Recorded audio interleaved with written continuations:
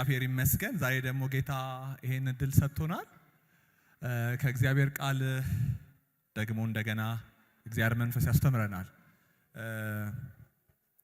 አሁንም የምንቀጥለው ዛሬ ለማጠናቀቅ የምንሞክረው የፊልጵስዩስ መጽሐፍ ነው። ላለፉት 3 እና ከዛ በላይ ሳምንታት የፊልጵስዩስ መጽሐፍ ስንማር ነበር። ዛሬ ቀጣዩና የመጨረሻውን የምዕራፍ 4ን ለማየት እንሞክራለን።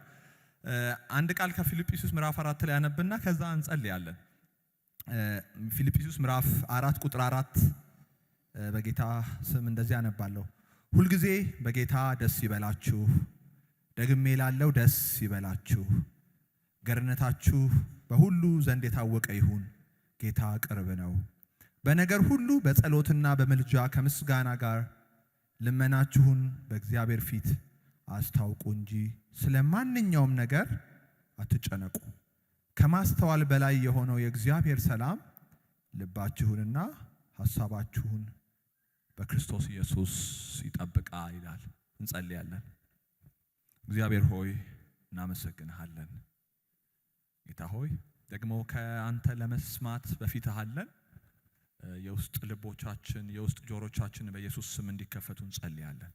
እግዚአብሔር ሆይ ልክ የሥጋ ጆሮች የዓለምን የውጭውን የሥጋን ነገር ለመስማት እንደሚፈጥኑ እንደሚችሉ እንዲሁ ደግሞ የልቦናችን ጆሮች እንዲከፈቱ የልቦናችን አይኖች እንዲበሩ ጌታ ሆይ የመንፈስህን ያንተን የሰማዩን ደግሞ ማየት እንዲሆንልን ካንተ መስማት እንዲሆንልን በጌታ በኢየሱስ ስም እንጸልያለን። እኔን እዚህ ያሉትን ሁሉ እንድትረዳ ሁላችንም ከመንፈስህ የምንማር እንድንሆን ጸጋህ እንዲያግዘን ጸልያለሁ። ስለ ሁሉ ስም ይባረክ በጌታ በኢየሱስ ስም አሜን። ላለፉት እንግዲህ 3 ሳምንታት በተለያዩ ሰዎች ስለ የፊልጵስዩስ መልእክትን ስናይ ነበረ። እኔ እዛ ላይ ብዙ አልቆይም። ያው ስለ ፊልጵስዩስ መግቢያ ብዙ ሰምተናል። በመቄዶንያ የምትገኝ ከተማ እንደሆነች ፊልጵስዩስ የንግድ ከተማ እንደሆነች እዛ የሚኖሩ ሰዎች ባለጸጎች ወይም ደግሞ የገንዘብ እጥረት ብዙ ያለባቸው ሰዎች እንዳልሆኑ ፊልጵስዩስ ደግሞ እንደ አንድ የሮም ግዛት የምትቆጠር ስለሆነች በዛ ውስጥ የሚኖሩ ሰዎች ሁሉ የሮም ዜግነት ያላቸው ሰዎች እንደሆኑ ይሄ ደግሞ በዛ ዘመን የሮም ዜግነት እንግዲህ በዚህ ዘመን ኢኩዊቫለንቱ ምን እንደሆነ አላውቅም፣ ግን ትልቁ በምድር ላይ ልታገኙት የምትችሉት ትልቁ ስታተስ ነው የሮም ዜግነት መሆን ማለት። አንዳንድ ጊዜ መጽሐፍ ቅዱስ ላይ ራሱ ሐዋርያት ሥራ ላይ ጳውሎስ ራሱ የሮም ዜግነቱን ለብዙ ነገር ሲጠቀምበት ታያላችሁና በዛ ዘመን የሮም ዜጋ ስትሆኑ የምታገኟቸው ፕሪቪሌጆች አሉ። የኢኮኖሚ፣ የፖለቲካ፣ የማህበራዊ ፕሪቪሌጆች አሉና ሙሉ የፊልጵስዩስ ሰዎች የሮም ዜጋ እንደሆኑ ላቲን ቋንቋ ተናጋሪዎች እንደሆኑና በጣም ሪስፔክትድ የሆነች ከተማ እንደሆነች ማየት እንችላለን። ስለዚህ ጳውሎስ እዚህ ከተማ ውስጥ ላለችዋ ቤተክርስቲያን ነው የጻፈላቸው። ጳውሎስ ከ10 ዓመት በፊት እዛ ከተማ ላይ ሄዶ ወንጌልን አስተምሮ ነበር። የምታውቁ ከሆነ እዛ እንደውም በጣም አንድ ታዋቂ ሴት እዛ ከተማ ላይ ጌታን አግኝታለች፣ ሊዲያ የምትባለዋ ሴት እና ያውቃቸዋል፣ ስለነሱ ብዙ ሰምቷል። ግን እንደምታውቁት ከ10 ዓመት በላይ ወደዛ ከተማ ስላልተመለሰ እነሱን ለማየት በጣም የናፈቀ ሰው እንደሆነ ከደብዳቤው ማየት ትችላላችሁ። በጣም የናፈቀ ሰው እንደሆነ በጣም እነሱን ለማየት የሚቸኩል ሰው እንደሆነ ታያላችሁ። ስለነሱ በጣም ፎንድ ነው፣ በጣም ይሄ ደስተኛ ነው። ከሌሎቹ የእሱ መልእክቶች የሚለየው ስለነሱ ሲጽፍ ብዙ ደስ የሚያሰኝ ብዙ የሚኮራባቸውን አክሊሎቹ እንደሆኑ እዛ ከተማ ውስጥ የሚነገረው የጌታ ነገር እንዳስደሰተው የሚሰማው ነገር እንዳስደሰተው ነው በአብዛኛው የምታዩት። ምናልባት ምዕራፍ 4 ላይ ብቻ የሆነች በሁለት ሴቶች መካከል ስላለ ግጭት አንስቶ ካወራው ውጪ ሌላውን ሁሉ ስለነሱ መልካም ነገር በመስጠታቸው በቸርነታቸው ለወንጌል በመቆማቸው ደስተኛ መሆኑን በጠቅላላው የምናይበት ነው እና አራቱን የፊልጵስዩስ ምዕራፎች ክፈሉት ብትሉኝ እኔ በጣም አንዳንድ ቃል እንደዚህ ከፍለዋለሁ። የመጀመሪያው የፊልጵስዩስ ምዕራፍ ወይ ምዕራፍ 1 የክርስትናን አስደናቂ የህይወት መገለጫ የሆነውን ፍቅር የሚያሳይበት ነው። ክርስትና አስደናቂ መገለጫ የሆነው ከሌላው የሚለየው ምንድነው? ፍቅር የሚለውን ነው። በተለይ ፊልጵስዩስ ምዕራፍ 1 ቁጥር 9 ላይ ፍቅራችሁ በጥልቅ ዕውቀትና በማስተዋል ሁሉ በስቶ እንዲትረፈረፍ እጸልያለሁ ይላችኋልና ትልቁ የክርስትና ህይወት የክርስትና ይሄ አስደናቂ የሆነ ክርስትና ህይወት መገለጫ የሆነው ፍቅር መሆኑን ምዕራፍ 1 ጠቅልለው ብትሉኝ ማለት ነው። ምዕራፍ 1ን በዚህ ፍቅር ጠቀልለዋለሁ። ምዕራፍ 2 የክርስቲያን ወይም የክርስትና ህይወት ሞዴል የምናይበት ነው። ሞዴሉ ማን ነው? በምዕራፍ 2 መሰረት ራሱ ክርስቶስ ነው አይደለ? ፊልጵስዩስ ምዕራፍ 2 ከቁጥር 5 እስከ 10 ስታዩ ምዕራፍ 2 ከቁጥር 5 እስከ 10 ስታዩ በክርስቶስ ኢየሱስ የነበረው ያ አስተሳሰብ በእናንተ ዘንድ ደግሞ ይሁን። እርሱ በባህሪው አምላክ ሆኖ ሳለ ከእግዚአብሔር ጋር መተካከልን ሊለቀው እንደሚገባ አድርጎ አልቆጠረውም። ነገር ግን የባሪያን መልክ ይዞ በሰውም አምሳል ተገኝቶ ራሱን ባዶ አደረገ። ሰውም ሆኖ ተገልጦም ራሱን ዝቅ አደረገ እስከ ሞት፣ ያውም በመስቀል ላይ እስከ መሞት ድረስ ታዛዥ ሆነ። ስለዚህ እግዚአብሔር እጅግ ከፍ አደረገው፣ ከስምም ሁሉ በላይ የሆነውን ስም ሰጠው። ይኸውም በሰማይና በምድር ከምድርም በታች ጉልበት ሁሉ ለኢየሱስ ስም ይንበረከክ ዘንድ ነው እያለ ይናገራልና የክርስትና ህይወት ሞዴል ራሱ ክርስቶስ እንደሆነ ምዕራፍ 2 የክርስቲያኖች ህይወት ሞዴል ምን እንደሆነ ይነግረናል። ምዕራፍ 3ን ጠቅልለው ካላችሁኝ የክርስቲያን የህይወት ጉዞ ልለው እችላለሁ። የክርስቲያን ወይም የክርስትና የህይወት ጉዞ ምንድነው? በምዕራፍ 3 መሰረት የክርስቲያኖች የህይወት ጉዞ ወደፊት ነው። ጳውሎስ ምዕራፍ 3 ላይ የሚለን ምንድነው? የኋላዬን እንጂ ትላንትና እኮ ያረኩት የዛሬ ወር እኮ ጌታ በእኔ ተገለጠው እያለ በትዝታ የሚኖር ሳይሆን ክርስትና የኋላን እየረሳ ወደፊት ስለምናደርገው ነገር የሚያስብ ነው። ክርስትና ወደፊት ነው የሚያስበው እንጂ በኋላ ትዝታ የሚኖር በኋላ በፊት ብቃት የሚኖር በትዝታ ውስጥ ተደብቀን ትላንትና ጌታ በእኛው ስላደረገው ነገር ተጀቡነን ምንደሰኩር ሳይሆን እግዚአብሔር ትላንትና በእኛ አድርጓል። የክርስትና ህይወት ግን ወዴት ነው? ወደፊት ነው። እና ፊልጵስዩስ ምዕራፍ 3 ቁጥር 12 እስከ 14 ብታዩት ጳውሎስ በጣም በሚገርም ሁኔታ ያንን ያደረገውን ነገር ሁሉ የኋላዬን እየረሳሁ ይላል። አይገርምም? አልተደረገም ማለት አይደለም። ኦፍ ኮርስ እግዚአብሔር በሱ ውስጥ ድንቅ ነገር አድርጓል። ክርስትና ግን እዚህ ምድር ላይ ስትኖሩ መንገዱ ወደፊት ነው፣ ወደ ኋላ የለውም፣ ትዝታ የለውም። ወደ ኋላ ተመልሳችሁ ትናንትና እኮ እቺ ቤተክርስቲያን እኮ የዛሬ ዓመት፣ የዛሬ 5 ዓመት፣ የዛሬ 10 ዓመት አይደለም። ክርስትና ሁሉ ጊዜ ወዴት ነው? ወደፊት።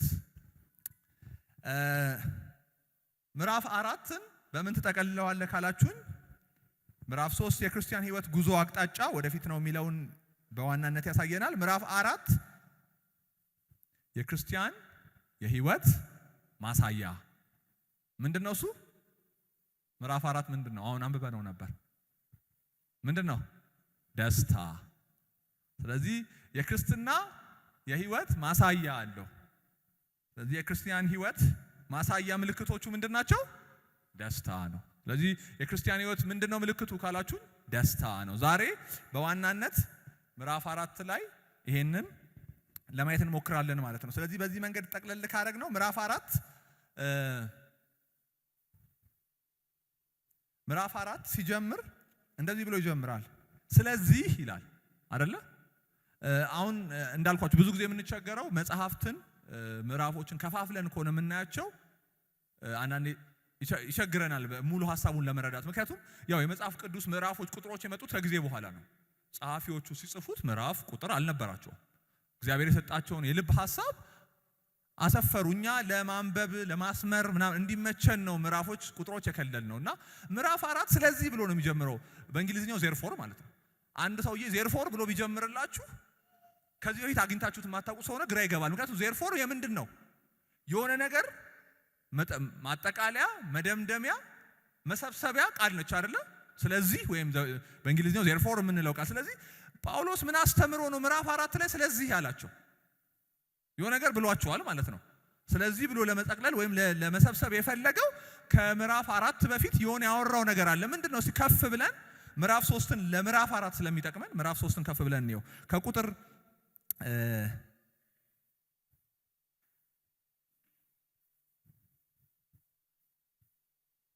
18 ጀምሮ ምክንያቱም ከዚህ በፊት ደግሜ እንደነገርኳችሁ አሁንም እንደገና ያውም በእንባ እነግራችኋለሁ። የሆነ ነገር ሊነግራቸው ነው ማለት ነው ጳውሎስ። እነግራችኋለሁ ብዙዎች የክርስቶስ መስቀል ጠላቶች ሆነው ይመላለሳሉ። መጨረሻቸው ጥፋት ነው። ሆዳቸው አምላካቸው ነው። ክብራቸው በነውራቸው ነው። ልባቸው ያረፈው በምድራዊ ነገር ነው ይልና ከዛስ ኮንትራስት ደግሞ ይሰራል ተቃራኒ። እኛ ግን አሁን እነርሱ ግን አለ አይደለ? እነርሱ በክርስቶስ ያልሆኑቱ መገለጫዎች አላቸው። 4 መገለጫዎች አላቸው። ምንድናቸው? የክርስቶስ መስቀል ጠላቶች ናቸው። 1 ያዙልኝ። መጨረሻቸው ጥፋት ነው።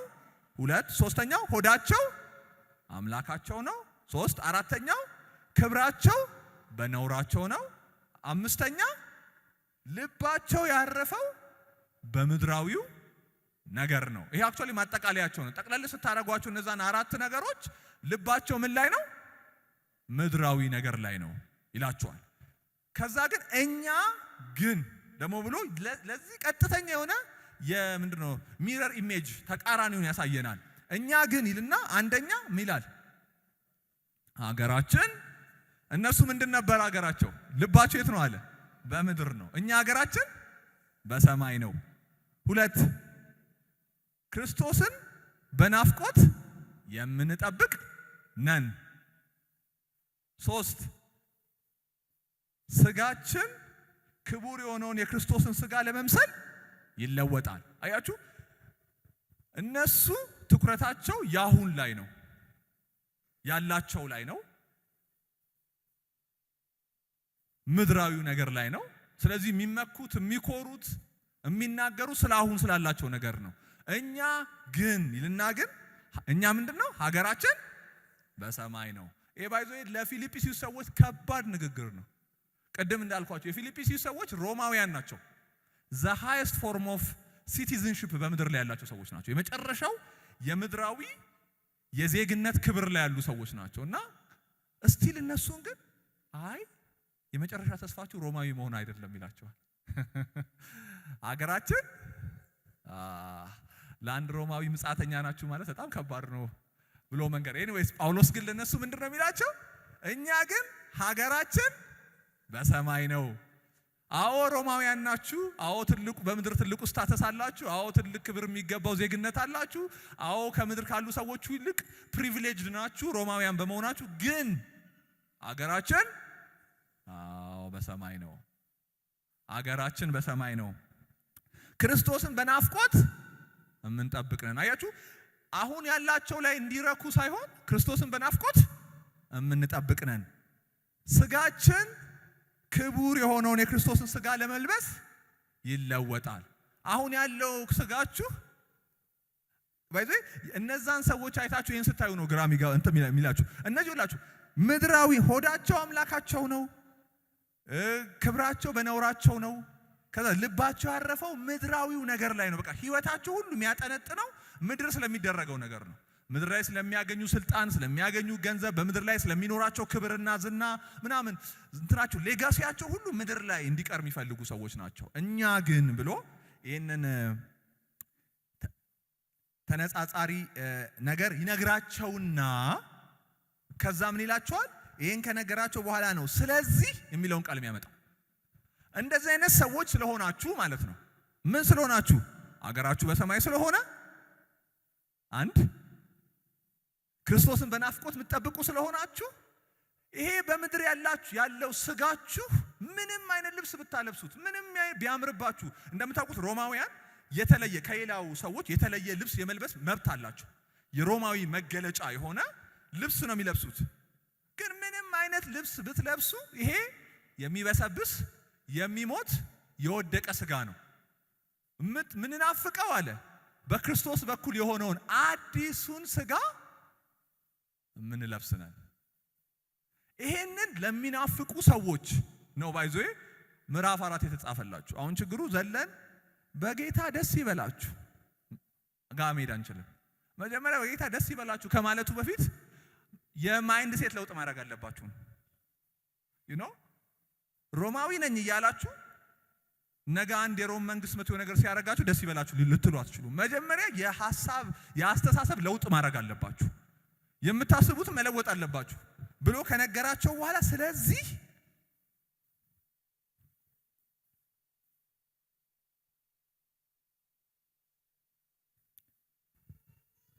ስለዚህ ብሎ ምዕራፍ 4 ላይ የሚነግራቸውን ዝርዝር ይነግራቸዋል። እኔ ብዙ ሰዓት ስለሌለን አጠር አድርጌ 3 ነገር ነግራችኋለሁ፣ ከዛ እንጨርሳለን። የመጀመሪያው ስለዚህ ብሎ የሚነግራቸው ምዕራፍ 2 ላይ አሁን እንዳትረሱ። ስለዚህ የሚላቸው መጀመሪያ በዚህ ላይ መተማመን ካለ ብቻ ነው። በየትኛው ላይ ከተማመን ነው? አገራችን በሰማይ ነው ለሚሉ ሰዎች የክርስቶስን መምጣት አሁን ያለውን ስታተሳችን አሁን ያለውን ሮማዊነታችንን ሳይሆን የክርስቶስን መንግስት መምጣት የምንጠባበቅ ከሆንን፣ ሶስተኛ አሁን ያለው ክብራችን የሥጋ ምቾታችን የሥጋ ስታተሳችን የምንለብሰው ልብስ ያለን የሥጋ ማንነት ሳይሆን አዲሱን የክርስቶስን ክብር አዲሱን በክርስቶስ በኩል የምናገኘውን አዲሱን ሥጋ ለመልበስ የምንጠባበቅ ነን የሚሉትን 3ቱ ነገር ላይ ከተማመንን ዜን ህይወታችሁ ይሄን መምሰል አለበት አላቸው። አንደኛው ቁጥር 2 ላይ ያለው በጌታ አንድ ልብ ይኑራችሁ ወይም ደግሞ ዩኒቲ ኢን ፐርፐዝ የምንለው ማለት በጌታ አንድ ልብ ይኑራችሁ ይላቸዋል። ይሄ ቅድም እንዳልኳችሁ ይሄንን የተናገረው 2 በፊልጵስዩስ ቤተክርስቲያን ውስጥ ያሉ 2 ሴቶች ኤዎዲያን እና ሲንጥኬን የሚባሉ ሴቶች የጌታን ስራ የሚያገለግሉ የጌታን ስራ እያገለገሉ ያሉ በጌታ ነገር እየሰሩ ያሉ ነገር ግን በመካከላቸው ጳውሎስ በግልጽ ያልዘረዘረው ግጭት ያለ 2 ሰዎች አሉ። ለነሱ እኔን መልእክት የሚያስተላልፍላችሁ ምን ይላቸዋል? በጌታ አንድ ልብ እንዲኖራችሁ ኤዲዋንያና ኤዎዲያንን እለምናለሁ፣ ሲንጢኬንም እለምናለሁ። አዎን አንተ ታማኝ የሥራ ባልደረባይ ሆይ ወንጌልን በማሰራጨት ረገድ ከኔና ከቀሌምጦስ ጋር እንዲሁም ስማቸው በሕይወት መጽሐፍ ከተጻፉት ከሌሎች የሥራ ጓደኞቼ ጋር የተጋደሉትን እነዚህን ሴቶች እንድትረዳቸው እለምንሃለሁ ይለዋል።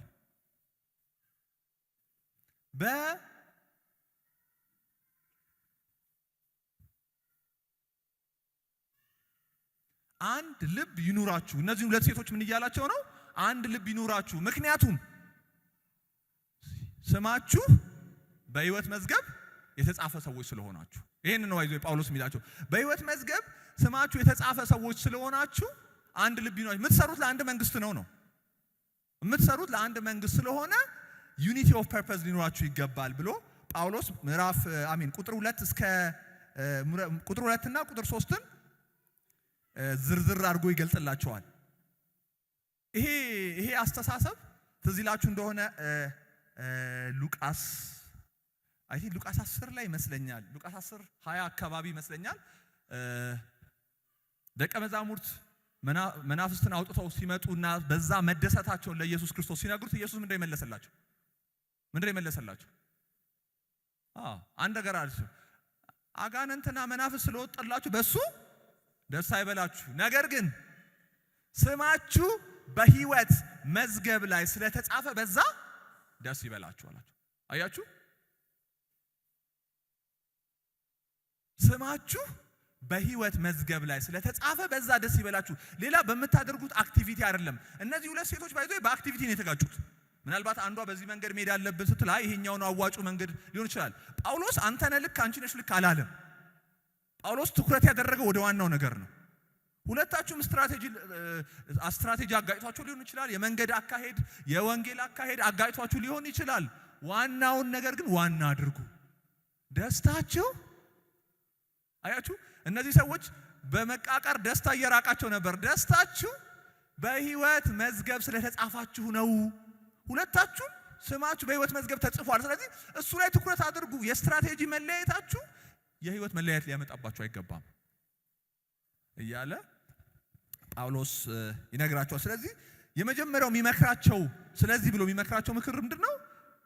የዓላማ አንድነት ይኑራችሁ። የዛ ዓላማ አንድነት ደግሞ መገለጫው ስማችሁ በሕይወት መዝገብ ተጽፏል። ያ ነው የደስታችሁ ምንጭ፣ ያ ነው የሐሴታችሁ መነሻ መሆን ያለበት፣ የሥራችሁ መነሻ መሆን ያለበት ያኔ ነው እያለ ይነግራቸዋል። ስለዚህ የመጀመሪያው በጌታ አንድ ልብ ይኑራችሁ የሚለው ነው። ሁለተኛው በጣም የተለመደው በጣም ብዙ ጊዜ የተሰበክነው በጌታ ሁልጊዜ በጌታ ደስ ይበላችሁ የሚለው ቃል ነው። ምዕራፍ 4 ከቁጥር 4 ጀምሮ ያለው ነው። በእርግጥ አንዳንድ ሰዎች የራሱ የፊልጵስዩስ መጽሐፍ ሲናገሩ የደስታ መጽሐፍ ነው ይላሉ። ምክንያቱም ከ16 ጊዜ በላይ ጳውሎስ ስለ ደስታ ጽፏል፣ በተለያየ ኮንቴክስት ስለ ደስታ ጽፏል። ስለዚህ መጽሐፉ ራሱ የደስታ መጽሐፍ ስለሆነ ምዕራፍ 4 ቁጥር 4 የዛ ክላይማክስ ሊሆን ይችላል የሚል ሐሳብ አላቸው። ጳውሎስ ግን በዚህ ኮንቴክስት ነው ደስ ይበላችሁ ያላችሁ። አሁን ባልኳችሁ ምንድነው ኮንቴክስቱ? ምዕራፍ 3 ላይ መጨረሻ ላይ ያወራ ነው። ምንድን ረሳ ነው? ሶስቱ ነገሮች ምንድን ነበረ? አገራችን በሰማይ ነው። 1 2 የክርስቶስን መምጣት እንጠባበቃለን። 3 አዲሱን ስጋ ይሄኛውን አሮጌውን ምንም አይነት ብታጸዱት፣ ምንም አይነት ብታለብሱት፣ ምንም አይነት ብትቀቡት፣ ሎሽን ብትቀቡት፣ መጣ የተባለውን ነገር ብትቀቡት ይሄ የሚበሰብስ ስጋችሁ ነው። ስለዚህ አዲሱን በክርስቶስ በኩል ያለውን የከበረውን ስጋ እንለብሳለን የሚለውን ሶስቱን በክርስቶስ ያገኘነውን ክብር ስታስቡ ሁል ጊዜ በጌታ ደስ ይበላችሁ። በቃ አሁን መደላድል ሰርቷችኋል ማለት ነው። ደስ ለመሰኘት አሁን መደላድል አላችሁ። ምንም አይነት ምድራዊ ምክንያት፣ ምድራዊ ሰበብ፣ ምድራዊ ውጣ ውረድ አይደለም የደስታችሁ ምንጭ። ጳውሎስ ሁል ጊዜ በጌታ ደስ ይበላችሁ ሲል የምድራዊ ነገር ስላልገባው አይደለም። ባይዞ ይሄንን ሲጽፍ ጳውሎስ እስር ቤት ውስጥ ሆኖ ነው የሚጽፈው። ስለዚህ የምድር ችግርና መከራ የማያውቅ ሰው ሆኖ አይደለም። ሁል ጊዜ በጌታ ደስ ይበላችሁ፣ ደግሜ እላለሁ ደስ ይበላችሁ አላቸው። በጭራሽ የምድር መከራ እንደውም በኋላ እንመጣበታለን። የምድር መከራንማ እስከዚህ ድረስ ጠጥቼዋለሁ ይላቸዋል። ስለዚህ የመከራ እጦት አይደለም ደስ ይበላችሁ ያሰኘው። ደስ ይበላችሁ ደግሜ እላለሁ ደስ ይበላችሁ ያሰኘው ጳውሎስን በምድራዊ መከራ አለመኖር ሳይሆን የምድራዊ መከራ ቢኖርም ነው። ሰዎች እንዲደሰቱ የሚያዩት ነገር መኖር አለበት። አንዳንዶቹ የሚደሰቱት በሚያዩት በዚህ በስጋ አይን በሚያዩት ምድራዊ ነገር ይደሰታሉ። በምድር ባላቸው ሀብት፣ በምድር ባላቸው ስልጣን፣ በምድር ባላቸው ማንነት፣ ክብር፣ ዝና ሊሆን ይችላል፣ ሊደሰቱ ይችላሉ። ሌላኛው መንፈሳዊ አይን ላላቸው ሰዎች ደግሞ ጳውሎስ የሚነግራቸው ደስታቸው በምን የሆነ ማለት ነው? እግዚአብሔር ባዘጋጀላቸው በክርስቶስ በኩል በሚያገኙት ክርስቶስ ባዘጋጀላቸው ነገር በሆነ ቤታቸው በሰማይ እንደሆነ በሚያምኑ ማለት ነው። ስለዚህ ህይወታቸውን ሰብስበው ሰማይ ቤት ያስቀመጡ ሰዎች የሚደሰቱት ደስታ ነው። ጳውሎስ የሚያወራው ስለዚህ ደስታ ነው። ሁል ጊዜ በጌታ ደስ ይበላችሁ። አሁን በጣም የምወደው ይሄን ካለ በኋላ ጳውሎስ ቀጥሎ ምን ብሏል? ደግሜ እላለሁ ደስ ይበላችሁ፣ ገርነታችሁ ሁሉ በሁሉ ዘንድ የታወቀ ይሁን፣ ጌታ ቅርብ ነው። እዚህ ጋር መጣበታለሁ። ከዛ ግን በጣም የሚገርመው ጳውሎስ ሁል ጊዜ በጌታ ደስ ይበላችሁ ሲል አንድ ጥያቄ አለ። እንዴ የምድር ጭንቀትስ፣ የምድር ኑሮስ፣ የምድር ውጣ ውረድስ አይደል? አይካድም። ልንክድ እንችላለን እንዴ? አለ እኮ። ምን እናድርገው? በምድር የምናልፍበት መንገድስ፣ የሐዘን መንገድ፣ የመከራ መንገድ፣ የጭንቀት መንገድስ እንዳሌለ እንቁጠረው? አይ አላለም ጳውሎስ። ለሱ መፍትሄው ምንድን ነው ታውቃላችሁ? መፍትሄው ምንድን ነው? አስታውቁ ነው። በቃ አስታውቁ። አያችሁ? የምድር ጉዳያችሁ መፍትሄው አስታውቁ። በጸሎት በምልጃና በምስጋና፣ በጸሎት በምልጃና በምስጋና አስታውቁ። ምድርን በተመለከተ የኛ ድርሻ ማስታወቅ ነው። የለም ብሎ መካድ አይደለም። ሊኖር ይችላል፣ ይመጣል፣ ይሄዳል፣ አለብን። እነዚህን በተመለከተ አስታውቁ። ይሄን ስታስታውቁ ውጤቱ ምንድን ነው? አትጨነቁ። ገባችሁ አይደል? አትጨነቁ። አስታውቁ፣ አትጨነቁ። አክቹአሊ ይሄ ኢየሱስ ይሄንን ነገር ተናግሮታል እንደምታውቁት። ስለ ምድር ወፎች፣ ስለ አበቦች ሲያወራ ይሄንን በግልጽ ኢየሱስ ተናግሯል። አስታውቁ። የምድርን ጉዳይ በተመለከተ አስታውቁ እንጂ አትጨነቁ። አያችሁ? የነዚህ ነገሮች የምድር ነገሮች አለመሟላትና ችግር ሁሉ ጊዜ እኛ ላይ የሚያመጣው ነገር ባይዞ መፍትሄ አይደለም። ብዙ ሰው የሚመስለው ስለ ምድር ነገር ስላሰበ፣ ስለሚበላው ስላሰበ፣ ስለሚጠጣው ስላሰበ መፍትሄ የሚያመጣ ይመስለዋል። አያመጣም። ባይዞ የምድር ነገር ላይ ድዌል ባረጋችሁ ቁጥር የምትጨምሩት ምንድነው? ጭንቀት ነው። አያችሁ? ይሄን ማስተዋል ያለበት። የምድር ነገር ላይ በቆያችሁ ቁጥር መፍትሄ አታመጡ። የሌላችሁ ነገር ላይ የሚሆንባችሁ ነገር ላይ እየሆነ ባላችሁ ነገር ላይ በተቀመጣችሁ ባለቀሳችሁ ወዬ ባላችሁ ቁጥር የምታተርፉት ጭንቀት እንጂ መፍትሄ አይደለም። ስለዚህ መፍትሄው ማስታወቅ፣ ለምድሩ ደግሞ ስታስታውቁ ደግሞ የሚኖራችሁ ህይወት ምንድነው? አለመጨነቅ። ስለዚህ በአንዳች አትጨነቁ፣ በነገር ሁሉ በጸሎትና በምልጃ ከምስጋና ጋር ልመናችሁን በእግዚአብሔር ፊት አስታውቁ እንጂ በአንዳች አትጨነቁ።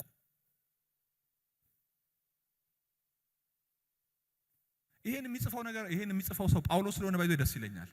ለምን? አንተማ ምን አለብህ የምንለው ሰው አይደለም። አንተማ ምን አለብህ፣ ምን ደረሰብህ፣ ምን የምታውቀው ነገር አለ የምንለው ሰው አይደለም። በዛ መከራ ውስጥ የሚያልፍ በኋላ እናየዋለን። በዛ መከራ ውስጥ የሚኖር ያንን መከራ በደንብ አድርጎ የቀመሰ ሰው ነው ጳውሎስ። ይሄንን ሲላቸው ማለት ነው ለፊልጵስዩስ ሰዎች ሁል ጊዜ በጌታ ደስ ይበላችሁ የሚለውን መልእክት ስትሰሙ ቃል ብቻ አታስቡ። እሺ፣ ደስ ይበላችሁ ብዙ ነገር አለ። አንደኛው ደስ ይበላችሁ ሲል የምድር ችግር የለባችሁም እያለ አይደለም ጳውሎስ። አለባችሁ፣ የምድር መከራ የለባችሁም እያለ አይደለም ጳውሎስ። የክህደት ትምህርት አያስተምርም። ያለን ነገር አይ እንደሌለ ቁጠሩት፣ አለ ግን የለም በሉ ምናምን ኖ፣ አለ አስታውቁ። በቃ አለ አስታውቁ ነው ጳውሎስ እንጂ የለም ብላችሁ ካዱ እያላቸው አይደለም። አለ አስታውቁ፣ በጸሎት በምልጃ በልመና አስታውቁ። ከዛ ውጪ መጨነቅ የሚያተርፍላችሁ ነገር መፍትሄ ሳይሆን መጨነቅ ነው። ስለዚህ በአንዳች አትጨነቁ። ከዛ ግን አትጨነቁ አይደለም የጳውሎስ መጨረሻ። ይኸውላችሁ አይደለ የጳውሎስ መጨረሻ ባይዞ አትጨነቁ አይደለም። የሆነ ኒውትራል ስቴት የማይጨነቅ ሰው ሳይሆን በጌታ ሁል ጊዜ ደስ የሚለው ሰው ነው። ስታንዳርዱ በጌታ ሁል ጊዜ ደስ የሚለው ሰው ነው። ይኸውላችሁ ምድርን በተመለከተ መፍትሄው አትጨነቁ ነው። ሰማይን በተመለከተ ግን መፍትሄው በጌታ ሁል ጊዜ ደስ ይበላችሁ። ጌታ ስሙ ይባረክ። አያችሁ፣ ምድርን በተመለከተ ምን ላድርግ ካላችሁት ጳውሎስ አትጨነቅ ነው የሚለው። ችግር አለ፣ አዎ። መከራ አለ፣ አዎ። የምታልፍበት አስጨናቂ ጉዞ አለ፣ አዎ። መፍትሄው ምንድነው? አትጨነቅ።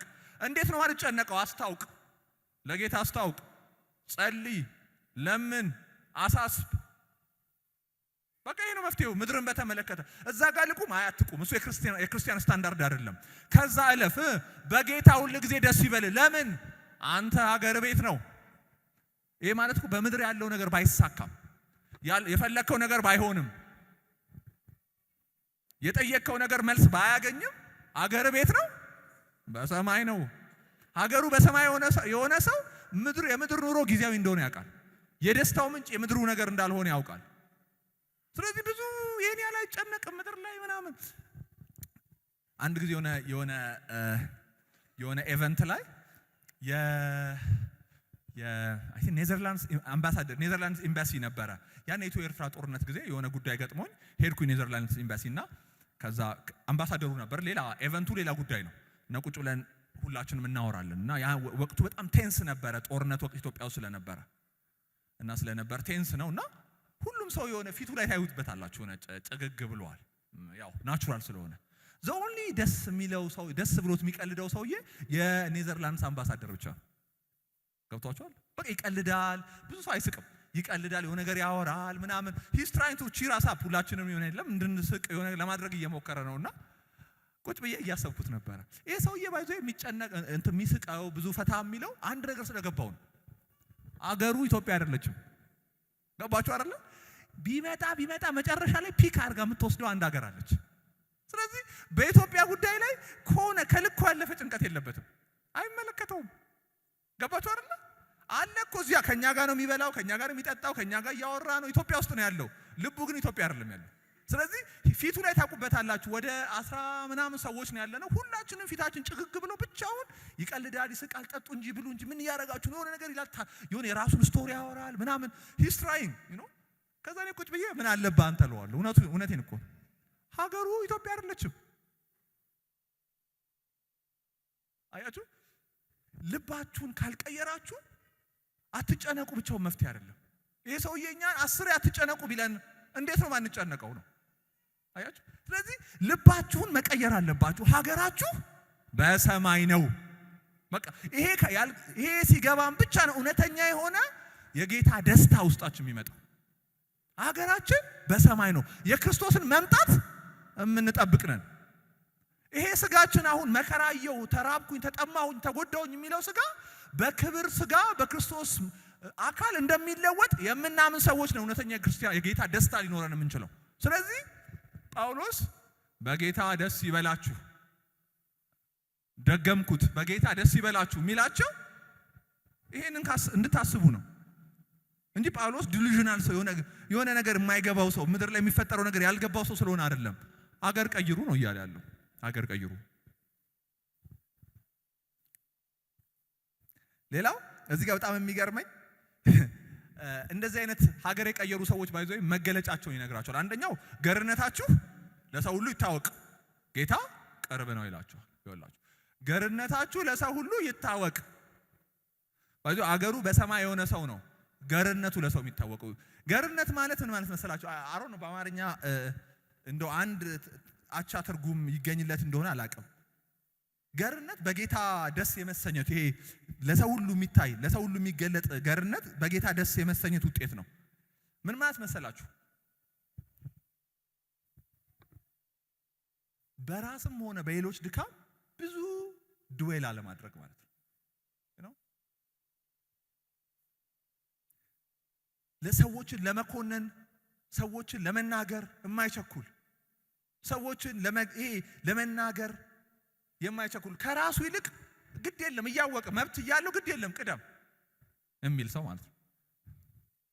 ይሄ ሰውዬ ባይዞ አገሩ በሰማይ እንደሆነ ስለገባው ነው። የምድር የሆነ ተሯሩጦ ሰው ረግጦ ሰው ፈልጦ ምናምን የሚያገኘው ጥቅም ይሄን ያህል አያስደስተው። ምክንያቱም የምድር ጥቅም ነገርኳችሁ ጥጉን ያውቀዋል። ስለዚህ ግድ የለም ውሰዱት፣ ግድ የለም አርጉት፣ ግድ የለም አንተ ቅደም የሚል ምድር ነገር ላይ ሙጭጭ እማይል ማለት ነው። በሚናገረው ንግግርና ድርጊት በጣም የተቆጠበ ሰው ሰውን ባይዞ አንድ ነገር ላይ ያለውን እዛ ጉዳይ ላይ ያለውን መያያዝ መጣበቅ የምታውቁት ለዛ ጉዳይ በሚሰጠው ትኩረት ነው አይደል? እና ገር የሆነ ሰው በጌታ ደስ ተሰኝቶ ገር የሆነ ሰው ነው ሰው ታውቃላችሁ። ቀለል አድርጎ ነው የሚኖረው። ቀለል አድርጎ እናንተ ወዮ ብላችሁ የምትሄዱለት ነገር ቆይ እስቲ ቁጭ በይ ተረጋጊ ሻይ ጠጪ ይልሻል። እንዴ ጉዳይ ገብቷል ግን አረፍ በል ቀዝቃዛው ይምጣል ይልሻል።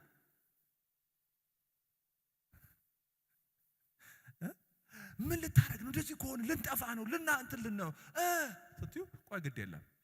የገርነት ጥግ በጣም ባይዞ ደስ የሚለኝ የቱ ጋር መሰላችሁ?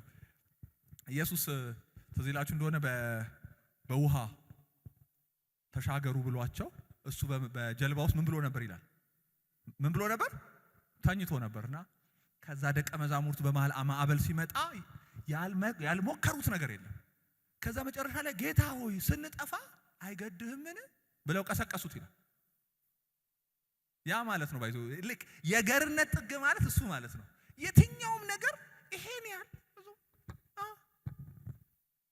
ምድር ላይ የሚናወጥ የትኛውም ነገር ማስ ብለው ማለት ነው። ለምን መሰላችሁ?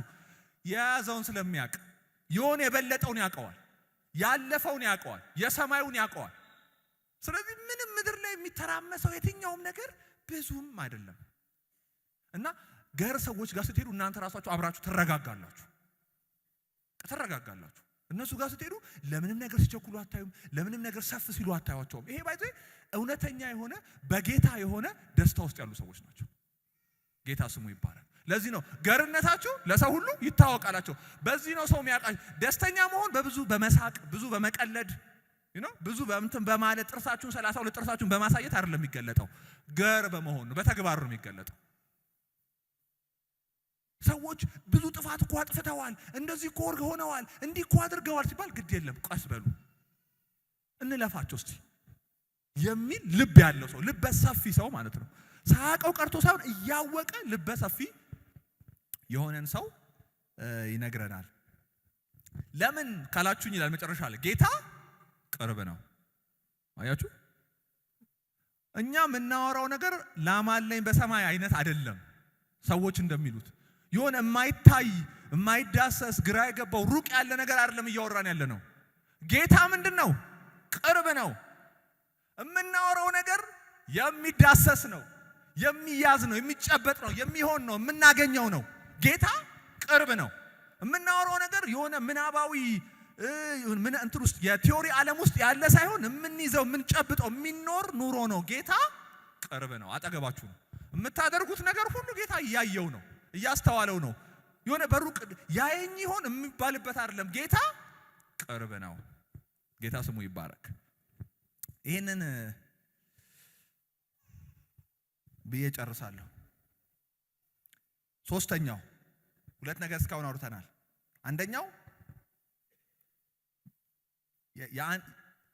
የዚህ ቤቴ በሰማይ ነው፣ ሀገሬ በሰማይ ነው፣ የክርስቶስን መምጣት የምጠብቅ ሰው ነኝ፣ ይሄ ስጋዬ ደግሞ በከበረው በክርስቶስ ስጋ ይቀየራል ብሎ የሚያምን ሰው መጀመሪያ የልብ አንድነትን ያውቃል። ዓላማው ምን እንደሆነ በትንንሽ ነገር አይጋጭም። ዓላማ ላይ ትኩረት ያደርጋል። ሁለተኛው በፍቅሩ በደስታው ይታወቃል። ሁሉ ጊዜ ደስ በመሰኘት ይታወቃል። ሶስተኛው በኮንቴንትመንት ወይ ደግሞ ያለኝ ይበቃኛል የሚል ልብ አለው። ይሄ መቼም በዚህ ዘመን አይሰበክም። እኔ በቃ ይሄ ዘመን በቃ ያለኝ ይበቃኛል ለመስበክ ራሱ ከባድ ነው። ምክንያቱም እንግዲህ ከዚህ መድረክ ውጪ የትኛውን ቦታ ያለኝ ይበቃኛልን የሚያስተምር የለም። በቃ የለም ማለት በዓለማዊ ቮካብለሪ ውስጥ አሁን የተረሳ ቃል ሆኗል። ያለኝ ይበቃኛል የሚለው ጨምር ይቀርሃል። ገና እኮ ነው ማይደረስክበት እንዴ አንተ እኮ ገና እንትናን አታይም ወይ? እነንትና እኮ አሉ እነንትና ጋር ሰደርስባቸው ዲግሪ ኪያስክ ማስተርሱ ለማን ብለህ ማስተርስ እንደ ፒኤችዲ ውስጥ ቢሆን ከዛስ ፖስት ዶክትሬት ውስጥ ለማን ብለህ ፌሎሺፕ ውስጥ በቃ ህይወትን ሁሉ ስትፈልግ ስትይዝ እንዲህ እንዳልክ ትሞታለህ ማለት ነው። አንድ ቀን ሀብቱም ቢሆን እንዴ ገና ትንሽ አይደለ ትንሽ መኪና ግዛ እንጂ ምንች መኪና ቤት ጨምርበት እንጂ ምን አንድ ሁለት ቤት ይሁን ለቢዝነስ የሚሆን ሰፋ ያለ ፎቅ ስራ እንጂ አረ አንድ ሁለት ቦታ አይደለም። ኢትዮጵያ ውስጥ ብቻ አንድ ክላይንት አለ ኢትዮጵያ ውስጥ ብቻ እንዴ ኢትዮጵያ ውስጥ እኮ ህንጻ የሚሰራ ሰው እኮ ሀብታም አይደለም ዱባይ መስራት አለበት ይልሃል። በቃ ከኢትዮጵያ ውስጥ ዱባይ ብቻ። አሁን ደግሞ ለሴኩሪቲ አውሮፓና አሜሪካም የሆነ ነገር ያስፈልጋል። አያችሁ በቃ እንደዚህ ነው ኑሮ ይሄ ነው። እና ይሄ በኖርበት ዓለም ስለ ኮንቴንትመንት እንዴት ነው የምትማሩት ካላችሁ ስለ መርጋት ባላችሁ ይበቃኛል ስለ መሰኘት ለማሰብ ነው ምላችሁ። መጀመሪያ ብሎናችሁ ከዓለም ነገር ተፈቶ ቅድም ያልኳችሁን ቤቴ በሰማይ ነው የሚል አዲስ ብሎን መገጠም አለበት። አለዚያ እኔ ማወራው ነገር ለብዙዎቻችሁ ግራ ይገባል አምሹር። ምክንያቱም ምድራዊ ቃል አይደለም ኮንቴንትመንት። ያለኝ ይበቃኛል የሚለው ቃል በራሱ ምድራዊ አይደለም። በቃ ምድር በዚህ ኮንሰፕት አትሰራም። ገና ነህ አልበቃህም። ግን እንዳልኳችሁ የምናወራው መንግስት የተገላበጠ መንግስት ስለሆነ የዚህኛው መንግስት ግን ይነግረን ያለህ ይበቃሃል። ጳውሎስ ፊልጵስዩስ ምዕራፍ 4 ቁጥር 11 እስከ 13 ያለውን እናንብብና ከዛ እንጨርሳለን። እንደዚህ ይላቸዋል። ይህን የምለው ይላቸዋል ስለቸገረኝ አይደለም፣ ምክንያቱም በማንኛውም ሁኔታ ውስጥ ያለኝ ይበቃኛል ማለትን ማጣትን አውቃለሁ፣ ማግኘትንም አውቃለሁ። ብጠግብም ሆነ ብራብ ባገኝም ሆነ ባጣ በማንኛውም ሆነ በየትኛውም ሁኔታ ያለኝ ይበቃኛል የማለትን ምስጢር ተምሬያለሁ ነው። አይወላችሁ ጳውሎስ ይሄንን ሲያወራ እያወራ ያለው ባይዞ ስለ የሀብት መጠን አለ። ያለኝ ይበቃኛል ለመባል የ50 ሺህ ብር ደሞዝተኛ ሆኑ አይደለም እያለ ያለው። ያለኝ ይበቃኛል በየትኛው ውስጥ መኖር ትችላላችሁ። ጳውሎስ በጣም ያገኘውበት ጊዜ አለ፣ ያንንም ያለኝ ይበቃኛል ነው። ያጣሁበት ደግሞ በጣም የነጣሁበት ጊዜ አለ፣ ያለኝ ይበቃኛል የሚለውን ነው። ለምንድን ነው ጳውሎስ እንደዛ የሚለው ነው? ይሄን መመለስ አለብን። ጳውሎስ እያወራ ያለው ስለ እግዚአብሔር ስራ ነው። ለምን መሰላችሁ? ቁጥር 13 ምንድን ነው የሚለው? ኃይልን በሚሰጠኝ በክርስቶስ ሁሉን። አያችሁ፣ እቺ ቃል ነች በጣም የተጠመዘዘችው። ኃይልን በሚሰጠኝ በክርስቶስ። በቃ ሁሉን የምትችሉት ኃይል በሚሰጣችሁ በክርስቶስ እንጂ እናንተ ኪስ ውስጥ ባለው ገንዘብ አይደለም። መስራት የምትፈልጉት የጌታ ነገር አለ። የትኛውም የእናንተ ገንዘብ አንድ እርምጃ ያራምዳችሁ። ኃይልን በሚሰጠኝ በክርስቶስ ሁሉን እችላለሁ። ጳውሎስ በጣም ብዙ ስጦታ ለወንጌል ገንዘብ እንዲሰጡት እኮ ይጠይቃችኋል። አብራችሁኝ ከወንጌል ጋር ስለቆማችሁ ስለተባበራችሁ እንዲህ ስላደረጋችሁ አመሰግናችኋለሁ ይላችኋል። ግን ያን ሁሉ ካለ በኋላ ግን እኔ ግን ያለኝ ይበቃኛል በሚል ነው የተማርኩት። እናንተም ባትሰጡኝ ኃይልን በሚሰጠኝ በክርስቶስ ሁሉን እችላለሁ። እናንተ ደግሞ በጣም ሞልቶለታል፣ አሁንማ ተሳክቶለታል፣ አሁንማ ብዙ ብር አለው፣ ብዙ ሀገር መሄድ ይችላል፣ ብዙ ስራ ይሰራል ያላችሁኝ የዛን ቀንም ኃይልን በሚሰጠኝ በክርስቶስ ሁሉን እችላለሁ። አያችሁ፣ ኮንቴይንመንት የ12ቱ የህይወት ህጎች አይደሉም። ኮንቴይንመንት መንፈሳዊ ስጦታ ነው። አያችሁ፣ በጌታ ካልሆናችሁ ያለኝ ይበቃኛልን ኮንሰፕቱን አታውቁትም። መጀመሪያ በጌታ መሆን አለባችሁ። የጌታ ነገር የሚገባችሁ ሰዎች መሆን አለባችሁ። ያለኝ ይበቃኛል እናወራ ከተባለ መጀመሪያ ሰውየውን በጌታ ነህ ብላችሁ ጀምሩት። ማምን ሰው ስለ ያለኝ ይበቃኛል ለማስተማር ራሱ ለመንገር አትችሉም። ምክንያቱም ጳውሎስ ያለኝ ይበቃኛል ሲል ከጀርባ ሌላ ጉልበት አለኝ፣ ከጀርባ ሌላ ኃይል አለኝ፣ ለሚያስፈልገኝ ነገር ሁሉ የሚሞላልኝ ጉልበታም የሆነ በሁሉ የሆነ አንድ አለ። ማን? አዎ ኃይልን በሚሰጠኝ በክርስቶስ። አያችሁ፣ የኃይል ምንጭ ገንዘባችሁ አይደለም። የኃይል ምንጭ እናንተ የምትሰጡኝ ስምና ዝና አይደለም። የኃይል ምንጭ እናንተ የከፈታችሁልኝ የወንጌል በር አይደለም። የኃይል ምንጭ ኪሴ ውስጥ ያከማቸውት ሀብት አይደለም። የኃይል ምንጭ ራሱ ክርስቶስ ነው። አሁን በምንኖርበት በዚህ ህይወት አምሹር ይሄ እሳቤ እንዲህ በቀላሉ የምንለው አይደለም። ያለኝ ይበቃኛል ለማለት ኃይልን በሚሰጠኝ በክርስቶስ ማለት አለባችሁ እንጂ ዝም ብላችሁ ያለኝ ይበቃኛል የለም። ያለህማ አይበቃህም፣ ምንም ጥያቄ የለውም። በምድር ያለህ አይበቃህም እንዴ? ያለ ሊበቃ የሚችለው ልትሰራው ላለኸው ስራ የምትደገፈው ሌላ ነገር መኖር አለበት። የምትደገፈው ሌላ ነገር ከሌለ ያለህ አይበቃህም ወንድሜ።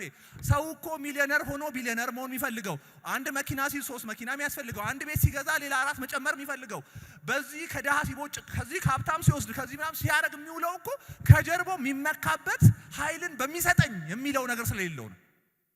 በባዶ ኃይልን በሚሰጠኝ ማለት አትችሉም። በባዶ ያለኝ ይበቃኛል ማለት አትችሉም።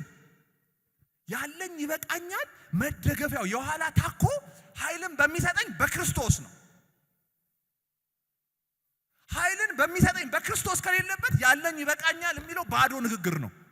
ባዶ የመድረክ ዲስኩር ነው። ከየት አመጣኸው ያለኝ ይበቃኛል ካላችሁ ጳውሎስ ኃይልን በሚሰጠኝ በክርስቶስ በኩል ነው ይላችኋል። የሚያስፈልገኝን ኃይል፣ ጉልበት፣ አቅም፣ ገንዘብ የሚያስፈልገኝ ሁሉ የሚሰጠኝ በክርስቶስ ስለሆነ ለምን ብዬ እኔ እናንተ ላይ ተማመናለሁ? ለምን ብዬ ራሴ ላይ ተማመናለሁ?